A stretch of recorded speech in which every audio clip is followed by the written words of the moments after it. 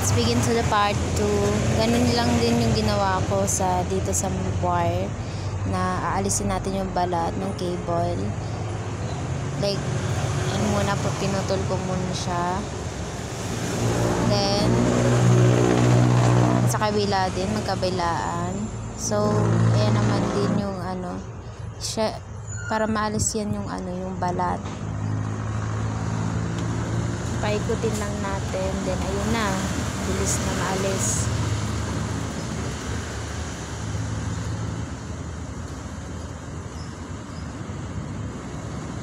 Yan na.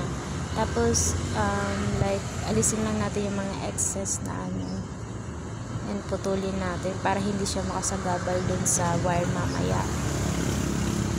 Yan, pinutol ko lang yung excess yan. Yung sunod naman natin gawin yung paghihiwalay-hiwalay na natin gaya nung sa part 1. Ayan na, hiwalay-hiwalay ko na dyan yung mga ano, and pinuputol ko lang yung mga excess.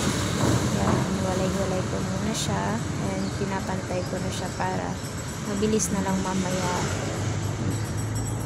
mamaya natin na pag sunod-sunod na yung kulay niya. Patayin lang natin na maigi para ano, para alam natin kung na maayos talaga yung pag-ano. So, sa kabila din, ganun din gagawin natin.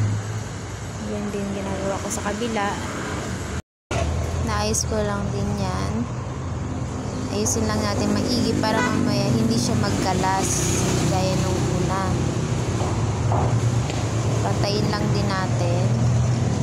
And ayan na yung kulay na susundin natin yung sa crossover.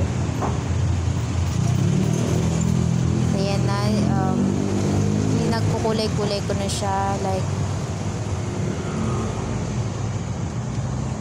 so ayan, pinagkulay-kulay ko muna siya, yung green, white, yung green, white, orange, blue, white, orange, white, brown, and yung brown. Yung itong kulay na to ay yung T568A. Yan yung sa crossover either cable. So ayan, inaayos ko yung ano, kasi nga kumakalas nga siya, parang babaliktaran yung, parang nagpapalitan yung mga kulay. Ayan.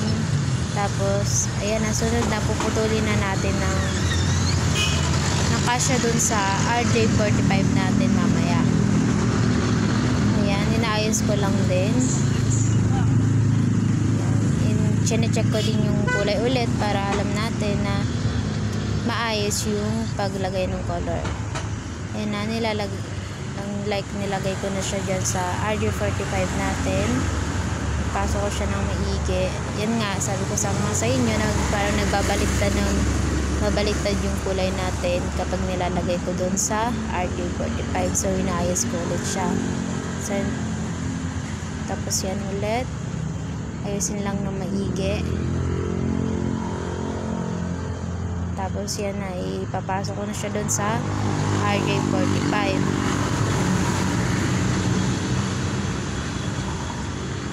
Check na maigi. And ayan,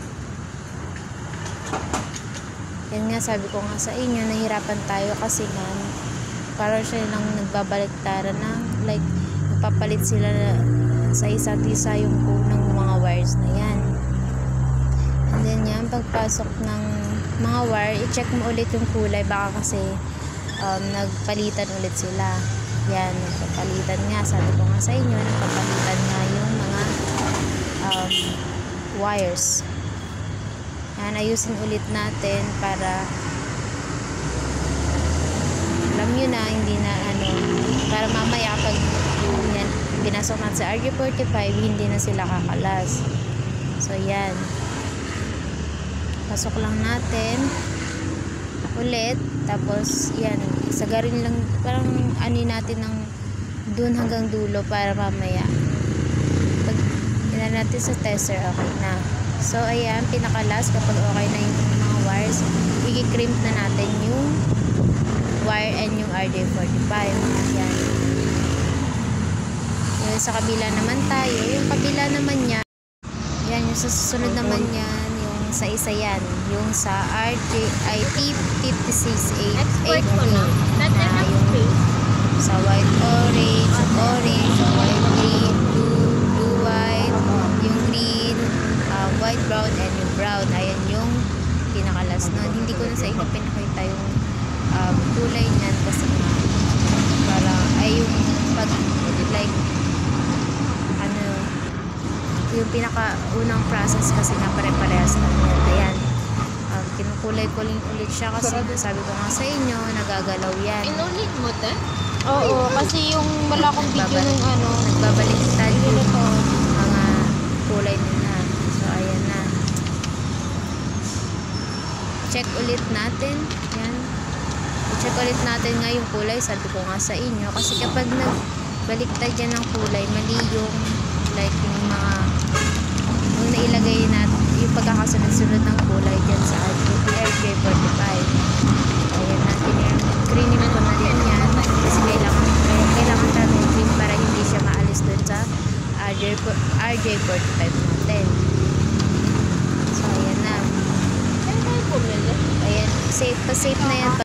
So ayan na yung pinakalas natin na yung tester. Ilagay mo lang yung RJ45 kung saan siya kakasya dyan sa tester na yan, and lagay mo yung dalawang yan, and yan na kapag umilaw na siya. So ang dapat ang ilaw niya kapag crossover Ethernet cable ay yung 1, 3, 2, 6, 3, 1, 4, 4, 5, 5, 6, 2, 7, and 8.